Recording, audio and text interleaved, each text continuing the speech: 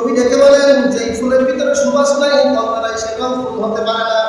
কথা বলেন, যে ফুলের গন্ধ নাই সেটা কোনো ফুল না, ওটা আপনাকে ধোঁকা দেয়। এই ফুলটা আপনাকে গ্রাম দিতে পারে না, সুবাস ছড়াইতে পারে না, সেই ফুল কেউ কিনে নেয় না। কথা বলেন, সেই ফুল সৌন্দর্যের জন্য কাছে পেতে পারে কিন্তু তাকে কেউ ভালোবাসে না।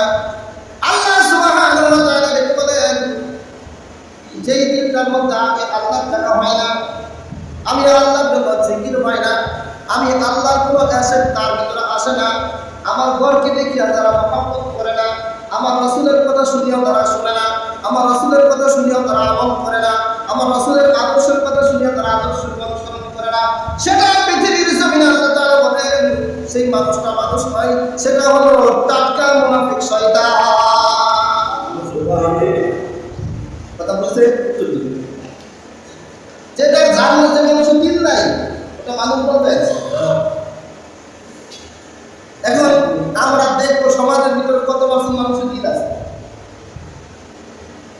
এই দিলটা বুঝতে হবে, দিনের মাপকাঠিটা আসতে হবে রাসূলের অনুসরণ দিয়ে।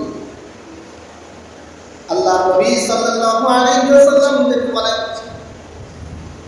যে মানুষের মধ্যে দিল থাকে না সেই মানুষটা অহংকারী হয়ে যায়, যে মানুষটার ভিতরে দিল নাই সেই মানুষটা হিংসা বিদ্বেষে মেতে ওঠে সমাজে।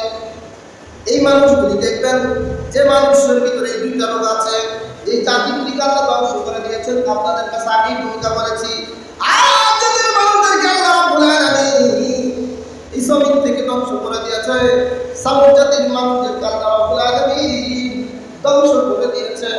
এই মানুষদের ভিতরে যে গুণগুলি ছিল অহংকার, হিংসা, এই দুইটা গুণ ছিল তাদের মধ্যে, ওই মানুষগুলিকে আল্লাহ ধ্বংস করে দিয়েছে।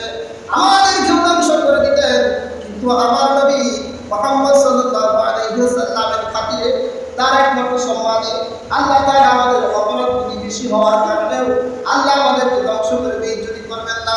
আল্লাহ রাসূল সাল্লাল্লাহু আলাইহি ওয়াসাল্লাম বলেন পৃথিবীর মানুষেরা শোনো, আল্লাহ তাআলা তোমাদের এত অপরাধ থাকার পরেও কেন ধ্বংস করবে জানো নাকি? আমি নবীর কারণে আমাকে এই জমিনে